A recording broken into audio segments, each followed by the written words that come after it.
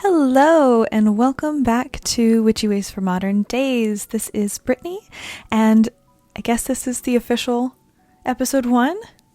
We did the introduction video, and I wanted to call it 0, but apparently I had to call it episode 1. But this is the actual episode 1. And today, we're talking about grounding.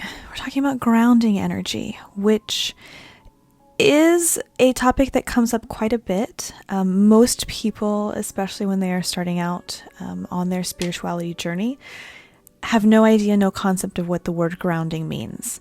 It gets thrown out a lot. It gets thrown out almost to the point where it kind of the word becomes static noise, and it's never really explained very well. It really isn't. People do have slightly different definitions on what the word grounding means.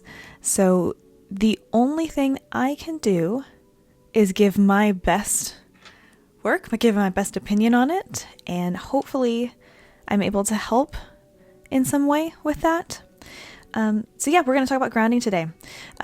Grounding, the best way I can describe it is a way to establish and secure a connection between physical body, spiritual body, and earth.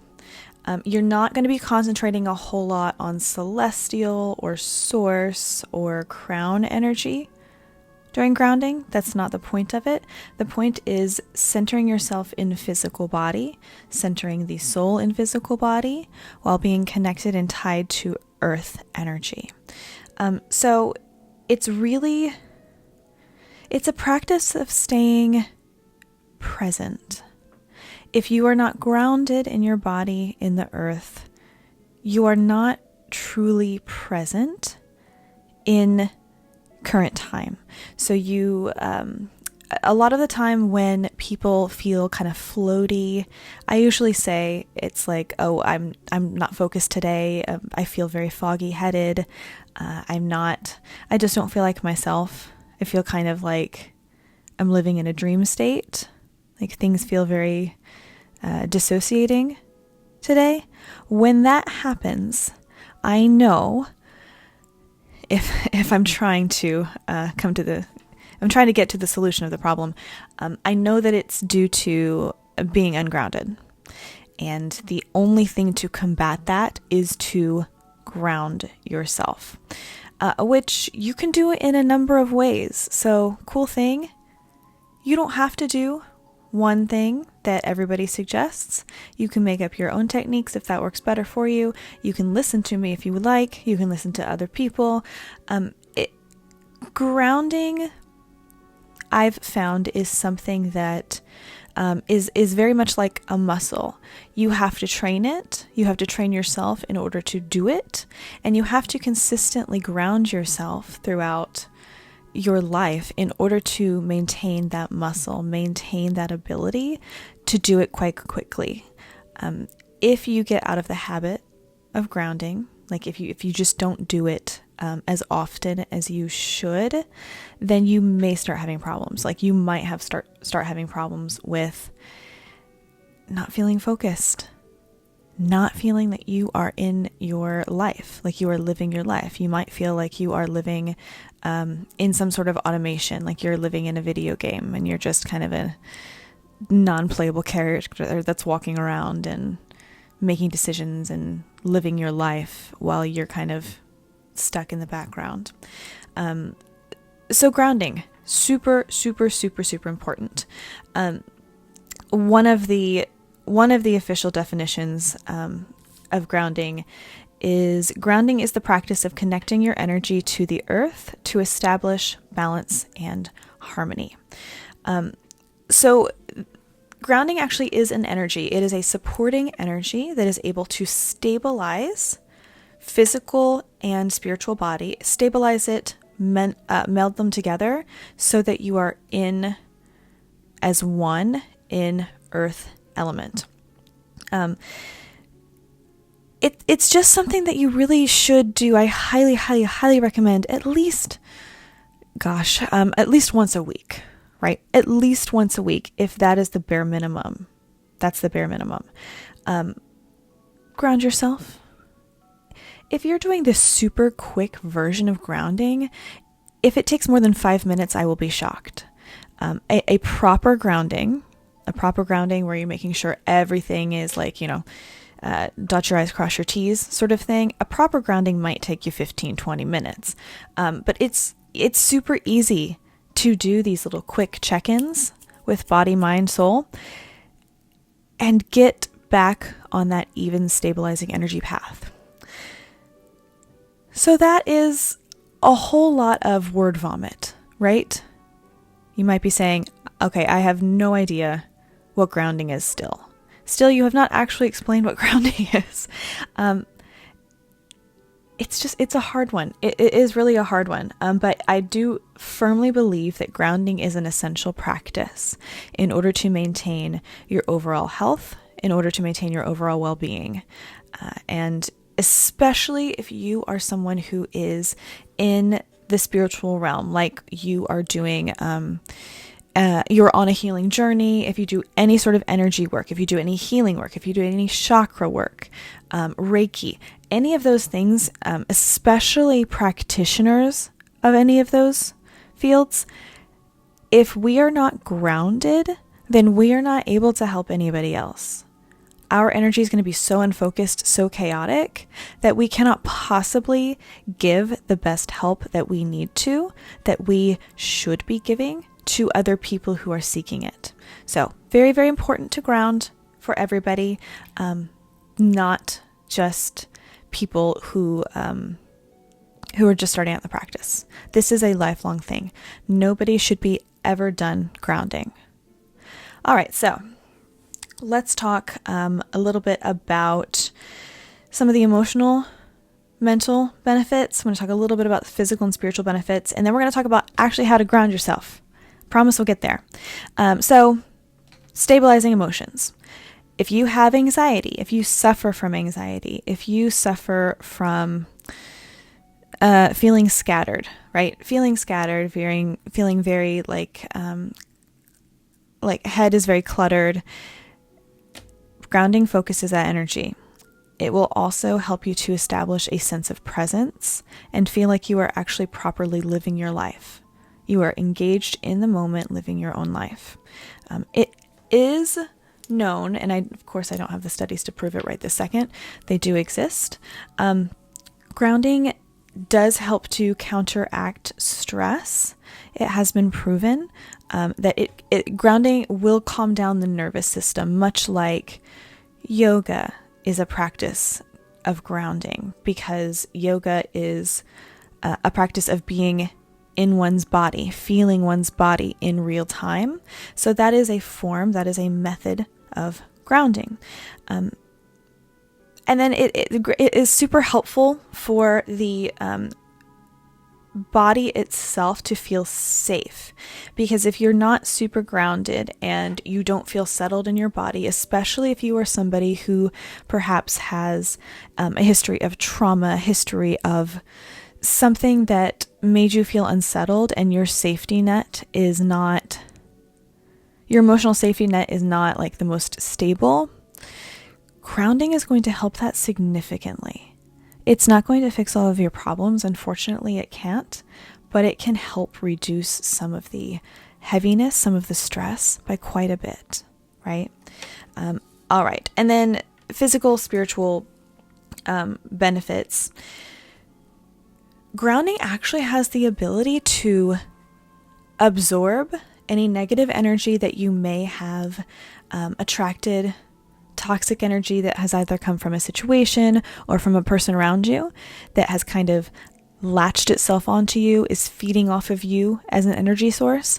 Grounding has that ability to take that energy, neutralize it, decimate it, like it didn't exist. It is a very powerful tool in many different ways. So I highly, highly, highly suggest once a week. Just once a week. And then if you can get up to a point where you're doing it every other day, that would be ideal. Every day would be awesome, but just start with once a week. Okay? That's 4 times a month. In a whole month, grounding yourself, doing a proper grounding session 4 times a month, you can do that. Anybody can do that. You are fully capable of that. And now you do not need more than 5 minutes per those sessions. Okay? You don't.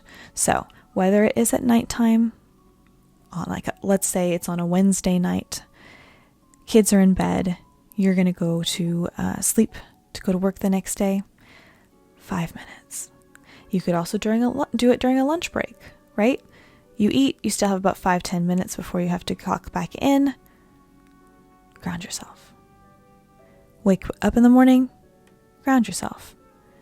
Drink a cup of coffee, finishing grounding yourself, or doing it for the first time after you kind of wake up a bit more.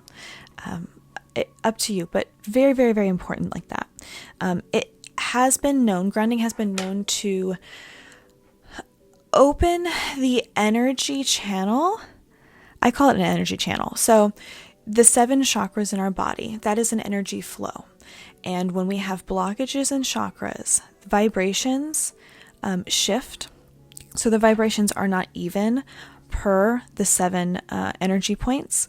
When that happens, the flow of energy that is meant to come naturally, that is meant to naturally flow between crown all the way down to root chakra,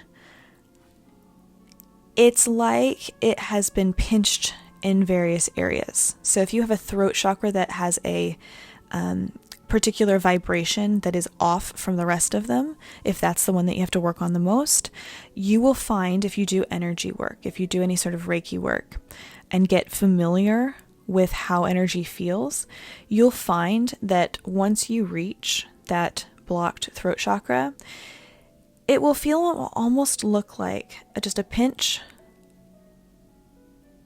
little pinch in a cord, like a little kink in a hose, like a garden hose, and you do like this, especially the older ones. I don't know about the newer ones, but the ones, and you do like this, and so it's that kink right there. So the flow of energy in your body is blocked.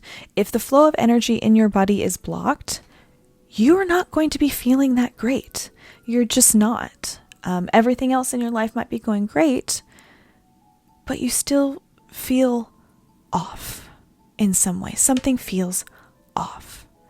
It's because the grounding energy is not able to flow through you.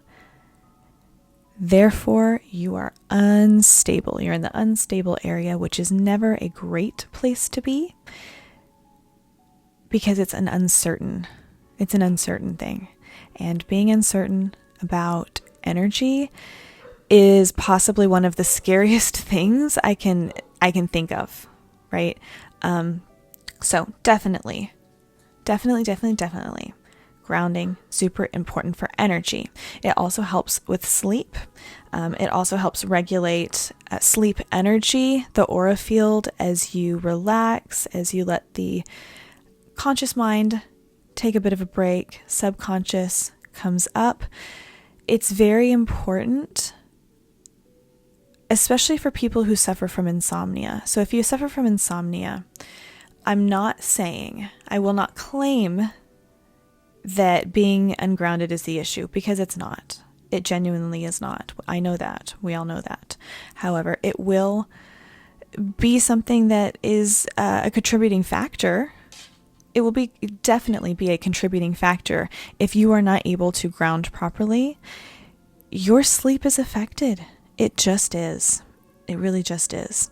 All right, so how to ground yourself. We have arrived at the how to ground yourself section. Congratulations. Okay, and I have been such a good one, and actually written down all my notes so that I don't forget them, because you know me. Okay, so one of the best and the first way that I recommend people ground themselves is through a process called earthing. So the term is earthing. What that means is you take bare feet. So you take your shoes off, right? You take your shoes off. You're going to go walking in your front or backyard or wherever there is a patch of grass. You're going to stick your toes in the grass, and you are going to dig your heels into the ground, into soil, whatever it is, right? But it needs to be on actual earth. Not talking about like on a porch. I'm not talking about like on a sidewalk. No, you need to be touching grass. If grass isn't available, you need to be touching dirt. If dirt is not available, sand. Like whatever it is. A gravel, I don't suggest. Gravel is not one that I would suggest, but sand, cool, that's fine. Walking on natural surfaces, okay? So you can stand still and let earth element energy flow through you like that, or you can walk around. The physical contact from between your feet and the earth is just as important as like little babies do, like skin to skin, and it's a super regulating experience. Like it is scientifically proven to help regulate emotions, to help regulate the heartbeat for children, to help regulate their body processes in general. Earthing is very much the same thing. It really is. It's very much the same thing. So it's a direct exchange of energy between you and earth, and it immediately starts to allow for centering presence. If you absolutely can't go outside, right? Like there's just no way for you to go outside. Standing on rocks, so as long as they're natural rocks, right? Don't go get an opalite. Do not go get something that's smooth, pretty, awesome, but it's not natural. You're going to be standing on acrylic at that point. So definitely you can consider walking or standing on stone or a soft crystal. There are also tools, I think they're just called grounding mats. I'm pretty sure the term is just grounding mats, and you can Google that or search it on shops or anything.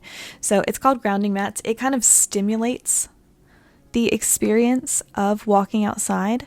It is a weak substitute to doing the actual thing. But if it's the only way that you can get close to it, I would suggest possibly looking into it, because I do realize that some people live in apartments, some people live where there just genuinely is not, soil, grass, like you could be living in the city.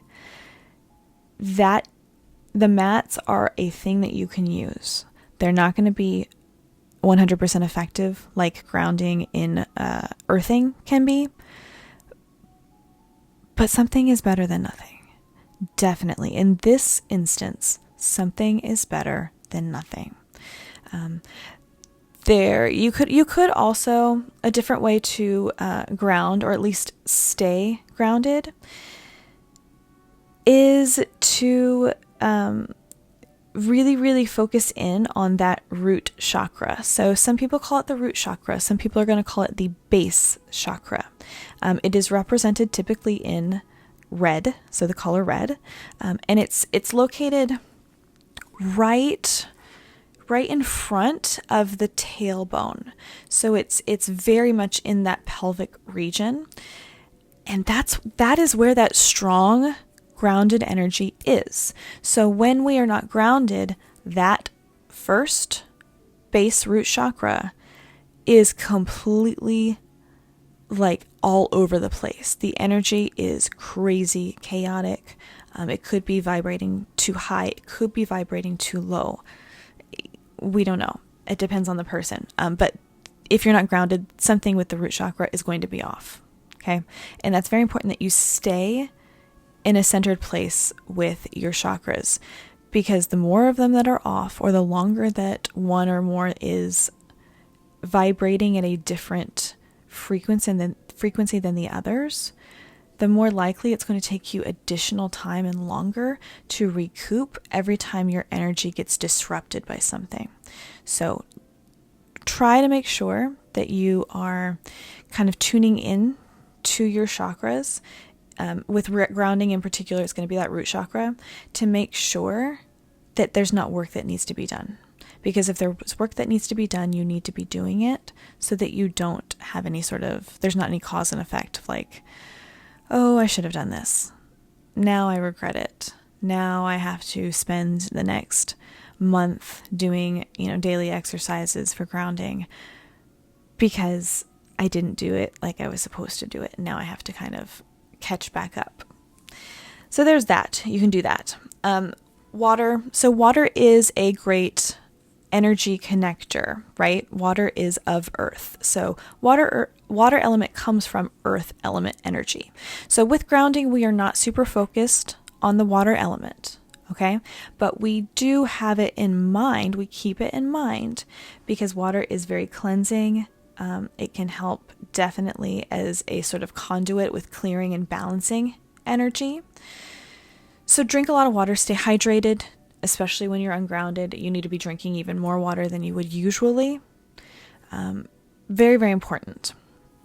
And then crystals. So you can use crystals to ground. I only have a few out today because honestly, I just picked the few ones that I had readily available in my office. So we're going to talk a little bit about these. So there are 6 stones here. Now with stones, you can wear them like crystal stones. You can wear them in like a bracelet form, right?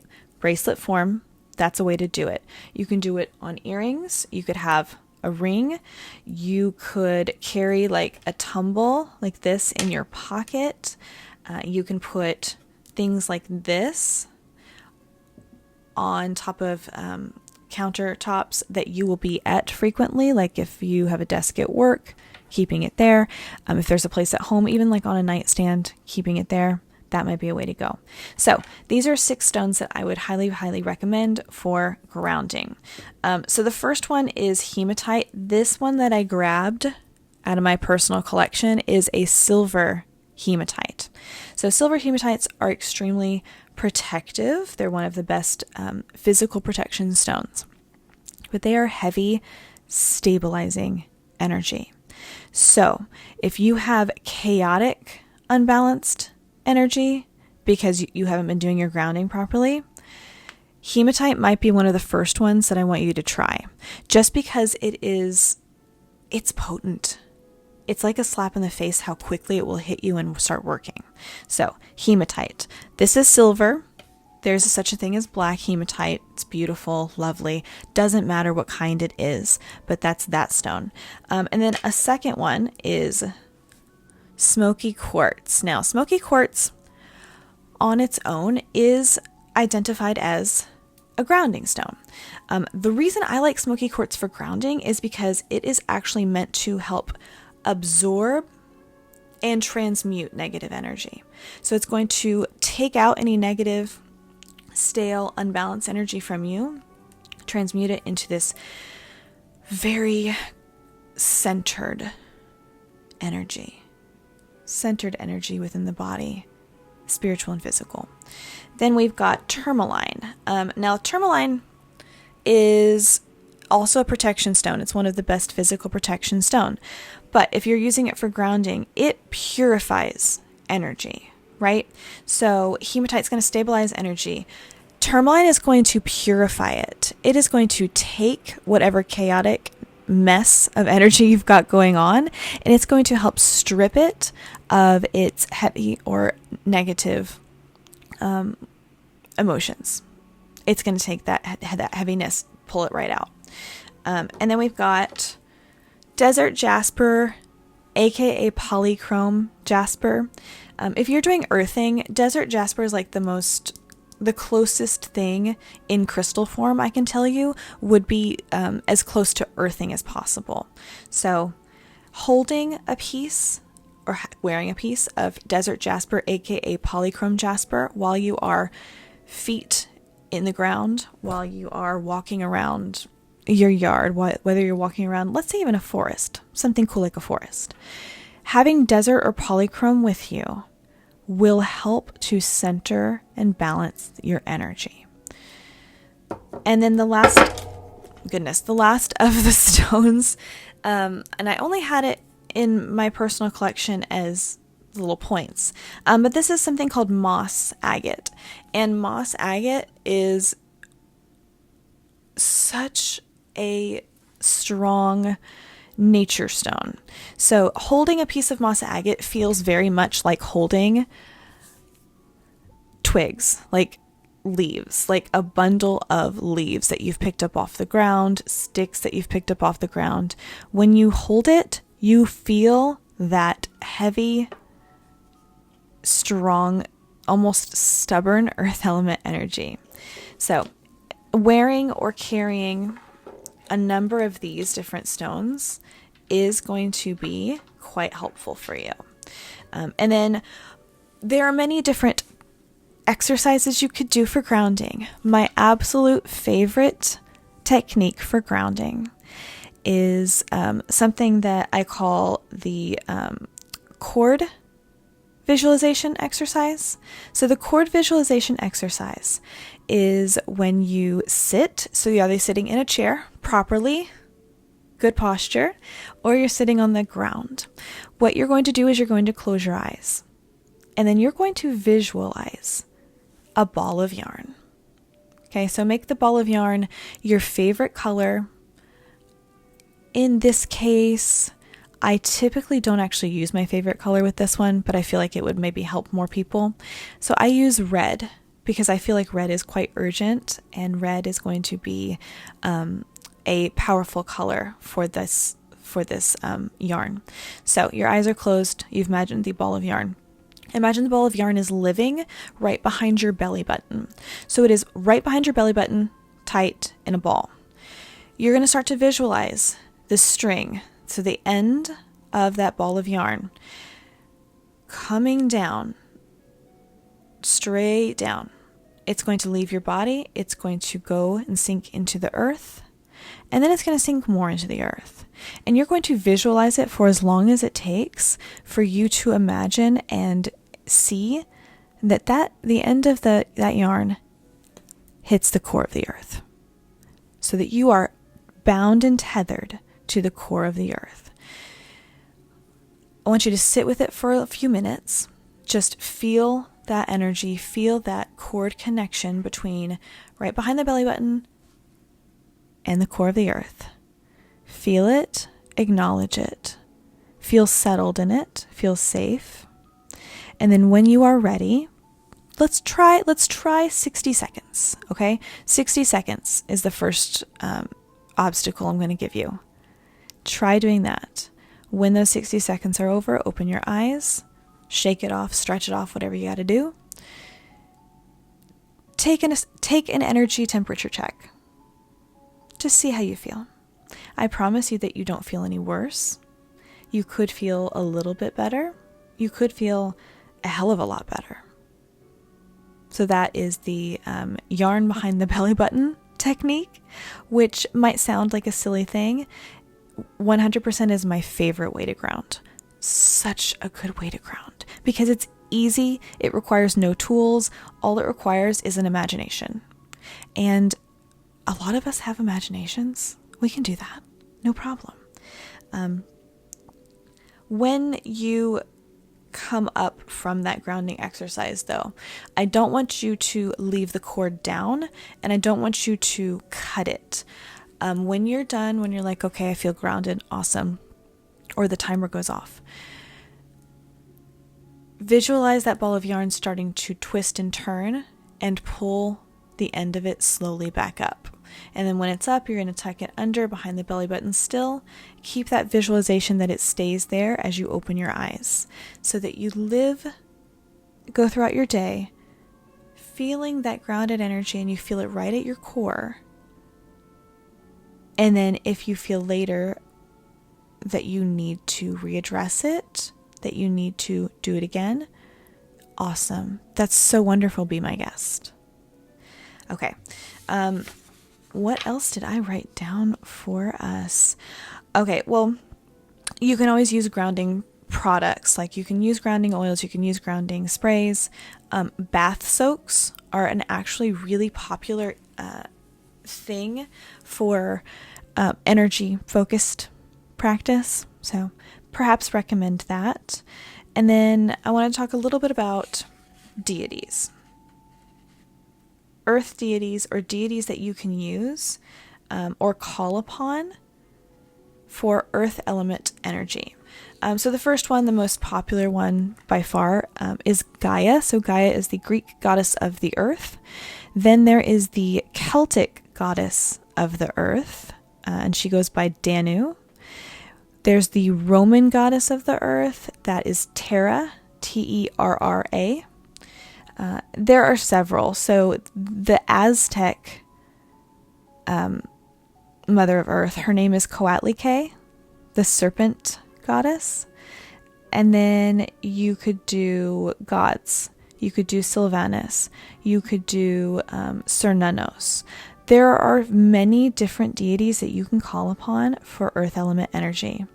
And we will get into how to communicate with deities, how to work with them, how to channel that energy. We will get to that, I promise. It's not going to happen in this episode, but it will happen. And I hope that you stay tuned for it.